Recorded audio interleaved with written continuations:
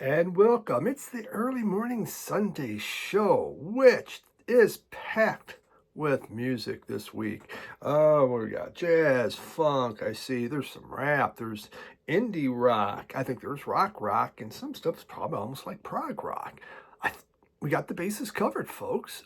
Except we forgot the blues, but let's do this. But first, here's some snippets from the Billy Strings concert. Tired of crying over you. So honey, here's what I'm gonna do. I'm taking a slow train for a long ride. I'm gonna stay a long time. My head was a-pounding in the sweat pouring around me like the faucet that she left on high. With a chip on my shoulder, I'm another day older, and I swear I could break down and cry. Never once made a dollar, but tied it in envelopes, scrambled to burn and profuse. I've raged all night long on the hour before dawn.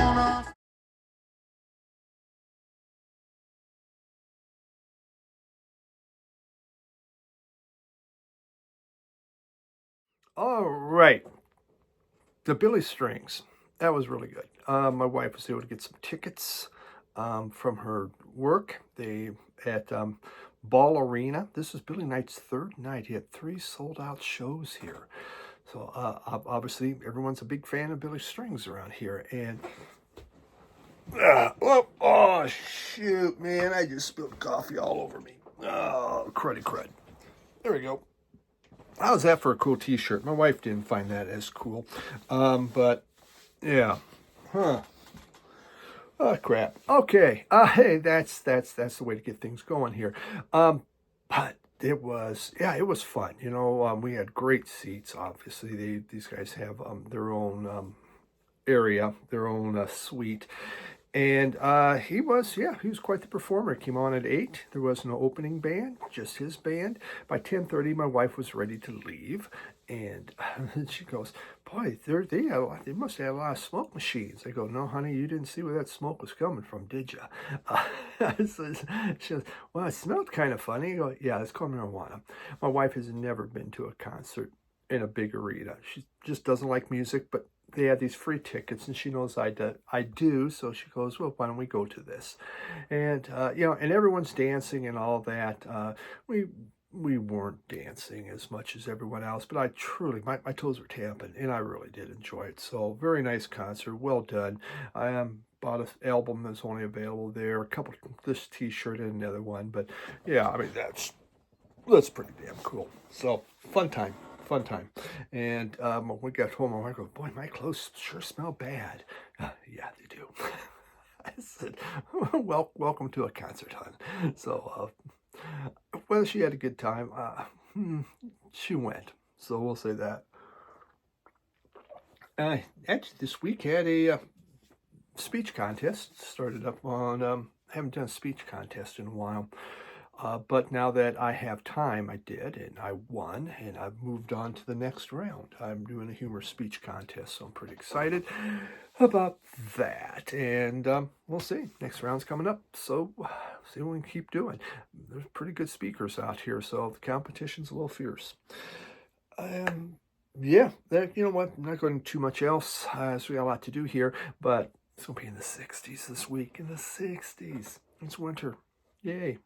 Yay, Colorado. My oldest son, Paul, he made me this, now spinning. And early morning Sunday show. It actually, plug it, lights up. It changes colors. You know, rainbow, it can go solid, any kind of color you want on there. There is an app you have to use. This is, son, you gave an app for me? Huh? Oh, wow, okay. But really nice. He has one of those printers, 3D printers that he's quite good at and likes doing stuff with, and he made that. So that was pretty darn cool that he did that. Also brought in this Jethro Tull. I wasn't sure if I was going to get any more of these, if I needed them, because I have almost all of them. The first one or two I missed, which is, they go for stupid money now. But this is just an incredible book that I am yet to read through on any of them. But I said when I retire, I'm going to be reading these. Well, kind of semi-retired. Do I read them now? Well, actually, I put in a lot of hours still. But this was my first Jeff Littall concert. This was the first that I went to, the Bustin' Out tour, and they brought out those big balls. And I was a huge fan of Jeff Littall. I still like their 70s stuff. After the 80s, I went through them till the mid-80s. Rock Island, I think, was the last real one that I really got into their albums. They kind of faded away, but yeah, 3 CDs, 3 DVDs, and just the information is incredible. Remixed by Steven Wilson and like the rest of them. These are incredible box sets like this in CD version, and they look great on the shelf. There's a lot to be said about that. Okay, but we're going to begin. Let's begin with some jazz. This jazz album came out last year, and it's from Greg Fote. And I like Greg Fote. He's a British musician. Maybe I'll show you the album even. How about that one? And there we go. That's the album here. I missed this coming out, but as I was watching the best ofs last year from various VC members, Paul from XL Junkie NL out of the Netherlands, and Paul Baraka P. Dub down in Texas, both, Baraka P. Dub, I think, put this as his favorite album. And Paul had this ranked high up there. I go, what? I missed this. Now, those are the two people that got me into Greg Fote. And they're still big Greg Fote fans, obviously. Paul even sent me one of their albums. Well, they're both Paul, Baraka P. Dub. And I saw that, I go, wow, they liked it that much. I'm going to get it. And it's great. Now, Greg Fote, he was actually born in the Isle of Wight in the UK. I've been to the Isle of Wight. My very first trip in '81, we were down in Brighton with the college group, and we had this time off, and go, well, let's take a boat and go to the Isle of Wight. What's there? Well, I don't know. Let's just go. It's on an island. So we did, and we got off the boat, and we looked around for an hour or 2 hours and got back on the boat. Been to the Isle of Wight. Check that off the list. But this album, this was a really good album. Now, Fote he's a jazz pianist, he's a composer, he's a producer, and he just has a prolific output. He just puts out tons of stuff, from soul jazz to cinematic to folk pastoral type music. Really, if you label him, kind of plays original non-contemporary jazz. And the other thing is, at age 11, he was already a record collector. So, guy loves his music. But this is The Rituals of Infinity. And it features Greg Fote on a Fender Rhodes. He does play piano some on this, but a lot of it's on Fender Rhodes, and kind of gives it a CTI type feel.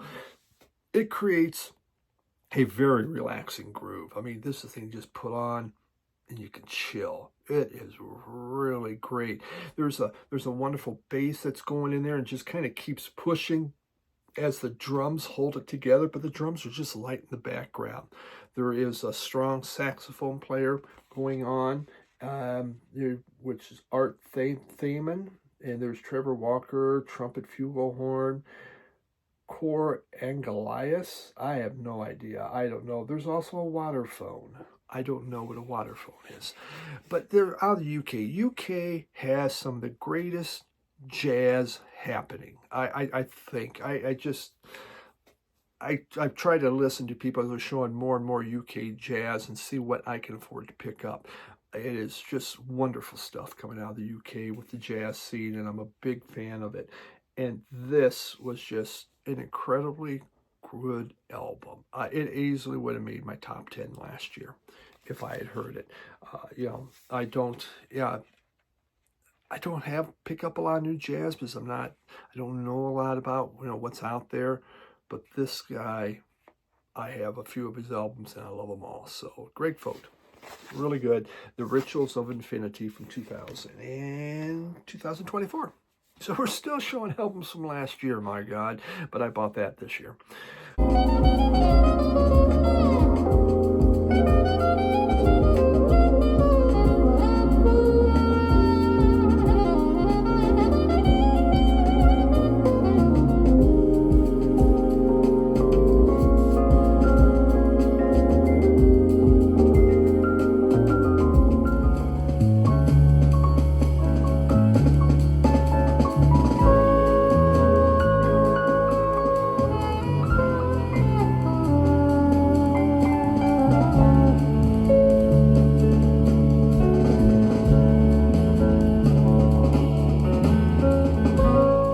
The Pharaohs, Awakening. I got this from VCLT from local bandography Dave. Funny story on that. I was doing a flip video at one of my the Denver Record Show, and Dave watches my flip videos, and he has bought stuff from my flip videos. Well, he saw this, not this one. There was an original, really clean, at a pretty decent price. And so, he got a hold of me, who was the vendor, and I told him it was the very last vendor I went to. Got a hold of them. Well, the album was put away because they had these boxes that they bring to out to where, just little pop-ups. Well, they were going to have their pop-up event coming up in a couple weeks. So Dave calls me, goes, "Would you mind going to that? I mean, would it be a problem?" Of course not. I don't mind. Dave's a very good friend. So we went, my wife and I went downtown Denver and went to that pop-up. And there's actually video footage on one of my videos. And I bought him the album. Well, I sent it to him. It's a beautiful, I didn't know anything about it, so I put it on first. And I thought, man, if I'd known about this, I would have bought that and kept the damn thing. It was that good. But I made a promise to Dave. So I sent it to him. So Dave gave me his reissue.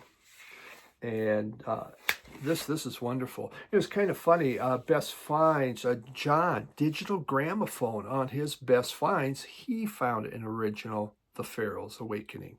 So about this, The Pharaohs, they're out of Chicago. The group formed in 62, broke up in 73. It's a funk band, but it's a kind of American soul and funk. Is what they're all about. Originally, when they started in 62, they were called the Jazzmen, and they formed at junior college there in Chicago. But then they changed their name to the Pharaohs. The Awakening was their very first album. It came out in 71. I think they might have done one other album, but that was it. Then they broke up. Before this album was done, Maurice White from Earth, Wind & Fire was a drummer in the group. Now, when it comes to drummers, they had 5 people playing drums and percussion. 5. So, I mean, this is very Afrocentric. I mean, they got the groove going on. Again, this was done in the 60s. This album came out in 71. This was before Fela Kuti was going through all that stuff. It really is an amazing album. There are 7 lengthy, funky tracks on this. And again, just this Afrocentric beat. They even do Smokey Robinson's Tears, Tracks of My Tears, and they give it just a funk feel. It's really, really neat. There's the closer. It's a 13 minutes, and the closer, which side 2 only has 2 songs, by the way. But Great House, and it falls into acid jazz. And at the end, it just rocks. There's just great guitar solos happening. This is fantastic. And so, Dave, I really appreciate that you sending me to this. You didn't have to, but he goes, he had the reissue, and he knew I really, really liked it. So, yeah, happy to have this, a group I didn't know anything about, and now, but I missed out on having an original.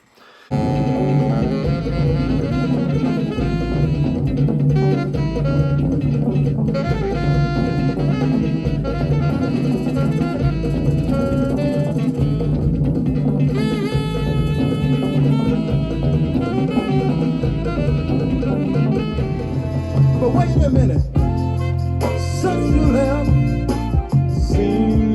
told other girls, seem just like I'm having big fun.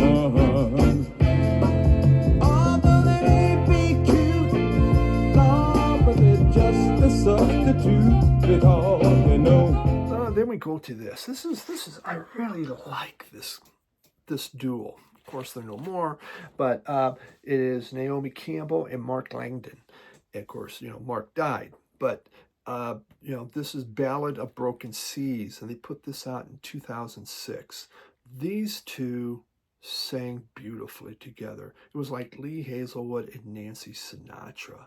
Of course, Isabel Campbell from Belle and Sebastian. Mark Langdon's best known from Screaming Trees and Queens of the Stone Age. And so Campbell, she has this very angelic whisper of a voice, while Langdon has that whiskey nicotine type rasp. And it works beautifully together. This album, it's filled with melancholy. There's just, Campbell wrote most of this album, but Langdon's voice it's in there, and it really kind of dominates almost. It's a superbly crafted late night album. It's wonderful. They do just the smoking rendition of Hank Williams' Ramblin' Man that's really neat. Their voices, they just go together, and the tunes are dark. This is not, they're not singing about happiness and joy and stuff like that. Nothing else in there. But this was just a recent reissue. I had their stuff. I might even had this one on CD, but since we lost all that, I've brought back a few of these. I did not know this had been reissued. So someone else had shown this on their channel. It had been reissued. And I go, I have to have that. And I ordered it that day. Wonderful. Those two are great. Langdon and Campbell.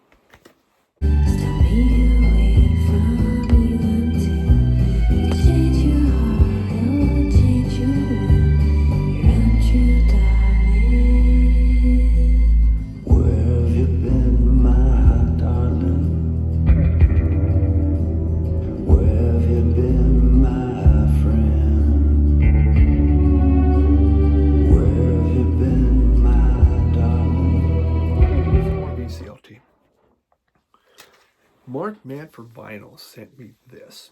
It's just something he's not going to listen to. Thought maybe I would like it. Chuck D, a.k.a. Mr. Chuck, and the Blackened Man. I really enjoyed this thing. Black vinyl. There is an insert here. We have, if we can get the insert out. There we go. Add some lyrics. So, this album was done by Carlton Douglas Rittenhouse, I think. Carlton Douglas Rittenhouse. I may have his last name wrong. Out of New York. He was born in New York in 1960. Chuck D's 1960. How about that? I didn't know he's that old. This guy had no formal music education, but his father had Columbia Record Club, and his mother loved singing gospel and all that. So he was in a house that had music going on. Well, at 84, he graduated with a Bachelor of Arts in Graphic Design. And in 85, he met another guy. His name was William Drayton. And William Drayton, who was born in 59, he is 12 days younger than I am. William Drayton is. He took on the name Flavor Flav, and those two formed Public Enemy. Well, this is the very first solo album that Chuck D did, and he did this album, was it in 1996? It's very good. It's not as noisy as Public Enemy, but believe me, Chuck D has something to say, and he just goes at it. But on here, there is more soul and funk, there's more R&B, and there's even a tinge of gospel in this. So it really makes it interesting what Mr. Chuck is doing, and really, truly enjoyed this album. I was surprised. He does James Brown, Say It Loud, Say It Say It Loud on here. Say it loud, say it proud. He does his version of it.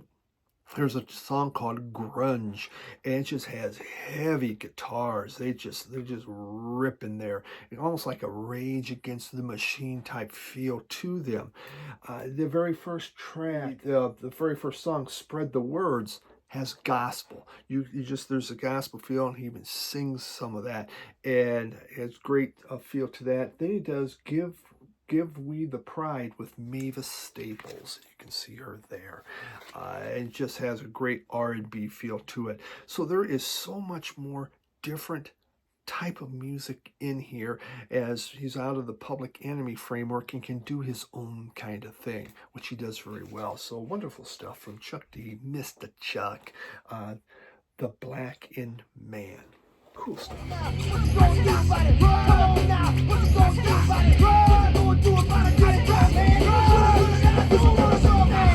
Never count my ass out, not even in the route. Don't know what I'm about. Here's just the world, my initial approach. I see the truth, upon the boom, I shot the room. But God took me out of myself. The New Testament, I'm a disciple of that golden era cycle. Where PE's a nation of millions is like the Bible. Tupac taught me my Hail Marys, and my P showed me that I was in hell already. Rakim told me that third rail was deadly. A ghetto bastard in this treacherous world, so we held machetes. Nas told me cut the grass low to see all snakes. So I don't need to check my Instagram to see y'all face. From Vinyl Me Please, I got this. This is the Gorillaz' second album. The British Virtual Band, formed by David Albarn, and from Blur, and James Hewlett, who was an artist, a cartoon artist. And they were watching MTV together, and they go, wouldn't it be fun? Wouldn't this be something if we made like a band that, cartoon type band, is what they began discussing. And so they decided, well, yeah, let's do that. And so they came out with their first, Gorillaz albums that had that, of course, the big hit, Clint Eastwood. Well, this is their second one. Just more of that.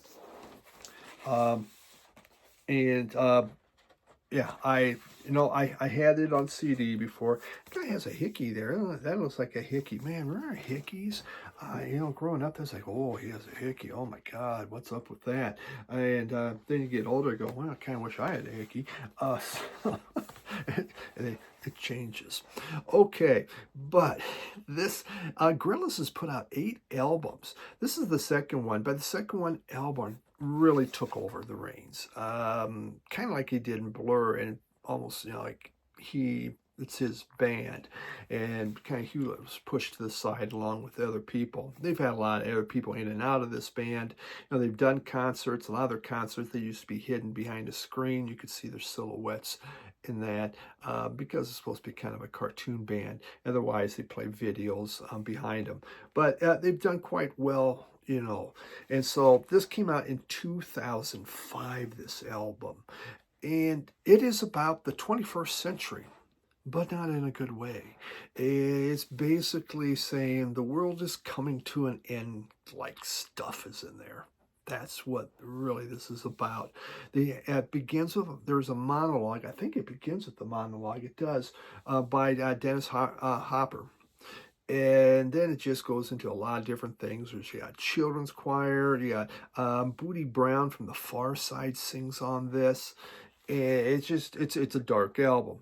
As he's just explaining what's going to be happening here. So, hey, prepare ye the way.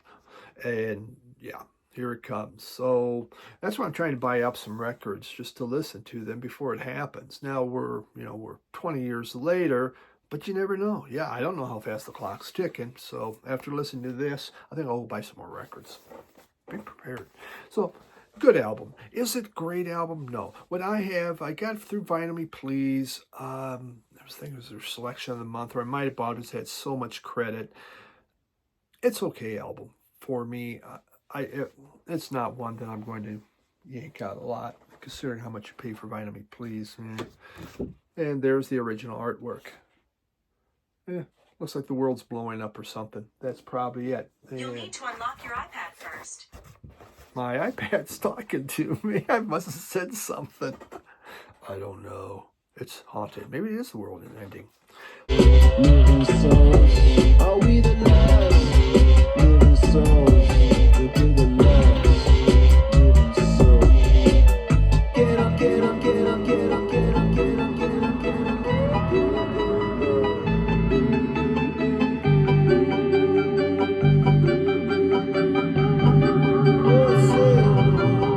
Cause all I'm a song, I got it down and wrong.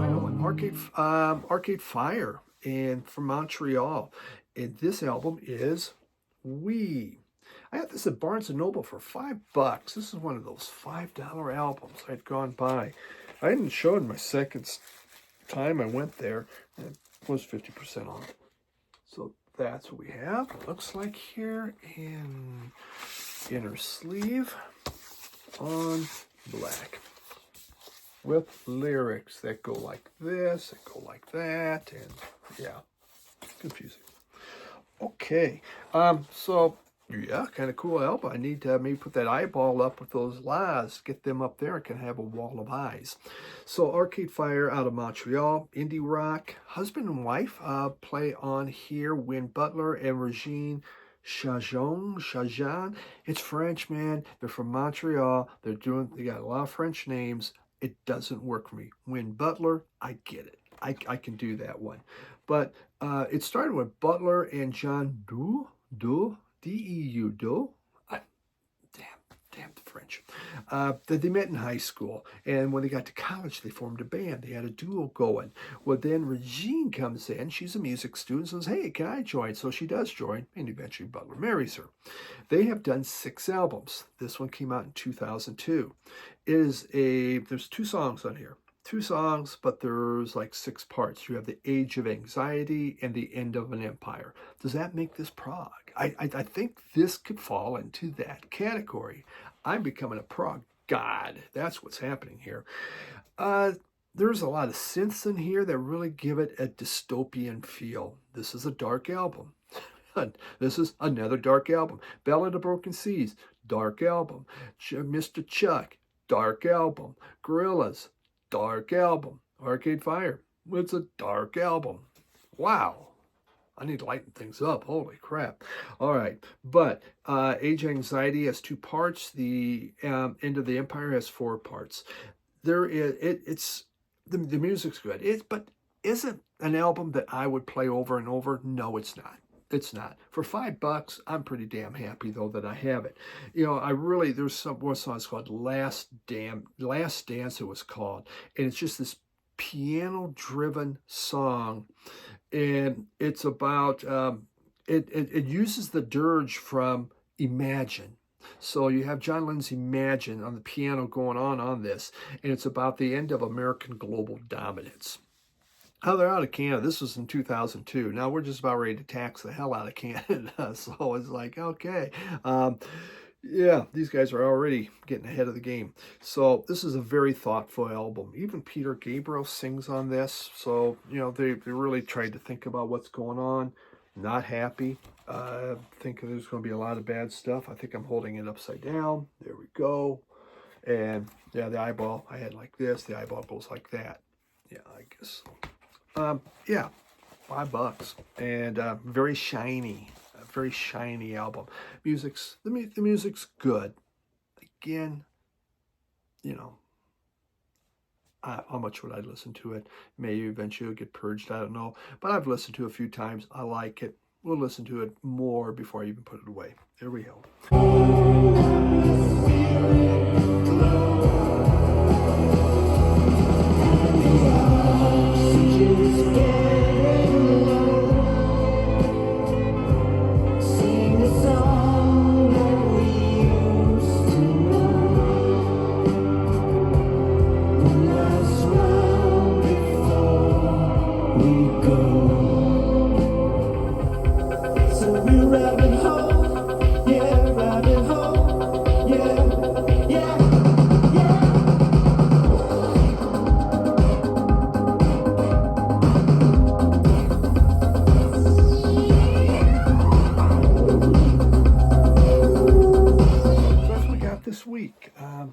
as always, appreciate you for hanging out, coming in, doing this with me.